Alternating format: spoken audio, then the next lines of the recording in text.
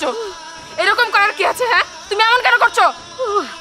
আমি তো তোর ঠিকানা জানি না, মেলা হন ধরে ওই সকাল তো নাই চার দোকান বই আসছিলাম, দূরে থেকে দেখলাম তুই গাড়ি দিয়ে এদিক দিয়ে আইতাছস, তাই তোর পিছনে পিছনে আমি তোর বাড়ি ফোন দিয়েছি। উদ্ধার করেছো আমাকে, একেবারে উদ্ধার করে দিয়েছো। কেন এসেছো? টাকার জন্য নিশ্চয়ই।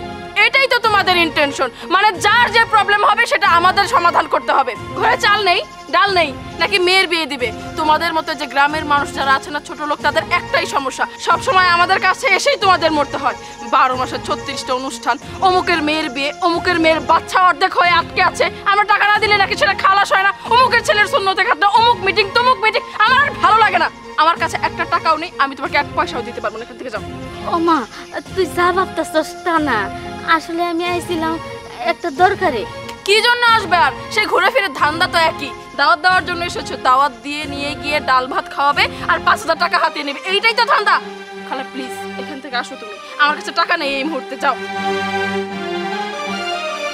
বৌমা, ওখানে তুমি কি করছো?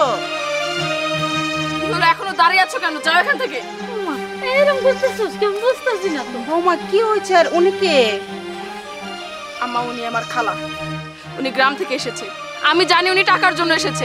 আমার কাছে কোনো টাকা পয়সা নেই, আমি ওনাকে চলে যেতে বলেছি। আম্মা বলুন তো, আমি একা হাতে আর কত কিছু সামলাবো? এই গ্রামের মানুষদেরকে নিয়ে না আমার যত হয়েছে যন্ত্রণা। ওনাকে এখান থেকে যেতে বলুন তো। না না না, আমি ওই কারণে আই নাই। আমি কি হইতেছে শুনতেছে নেই তো। কি শুনবো? হ্যাঁ, কি শুনবো? তোমার কোনো কথা আমি শুনবো না, যাও তো এখান থেকে, যাও। পায়েল, তুমি এরকম করতেছো কেন? কি বলতে চাই আগে শোনো না। না, তার কথা আমি কি শুনবো? আশ্চর্য, টাকার জন্য এসেছে। এসব মানুষের তুমি চিনো না, আমি খুব ভালো মতো চিনি। যাও তো এখান থেকে, যাও। ব্যাপার। আমি কোনো টাকার জন্য আই নাই।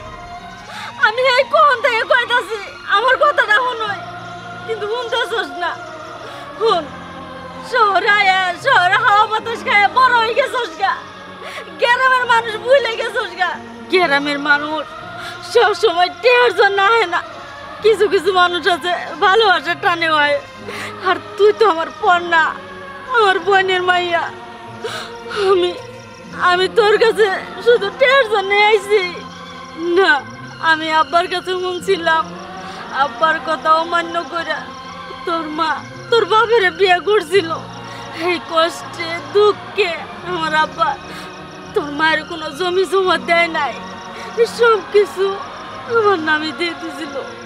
আমার আব্বা তো কষ্টে মরে গেছে, কিন্তু ওই জায়গা জমি আমি তো তোরে খুব ভালোবাসি, তোর মায়েরও খুব ভালোবাসতাম। ওই জায়গা জমি না আমার দরকার নাই, নিতে পারতেছিলাম না। আমি আর বাঁচবো কয়দিন, মরে তো যাবো গা। সেই জন্য ওই জায়গা জমি সব পেয়েছে। আমি টাকাগুলো আনছিলাম তোরে দেওয়ার জন্য, ভাবছিলাম এই টাকাগুলো দিলে আমার আত্মা শান্তি পাবো, আমি মরেও শান্তি পাবো। আর তুই আমার কথা না শুই না আমার জানা তাই গ্রামের মানুষ বইলা কত অপমান করলে। নে না, এই টাকাগুলো তোর কাছে রাখ।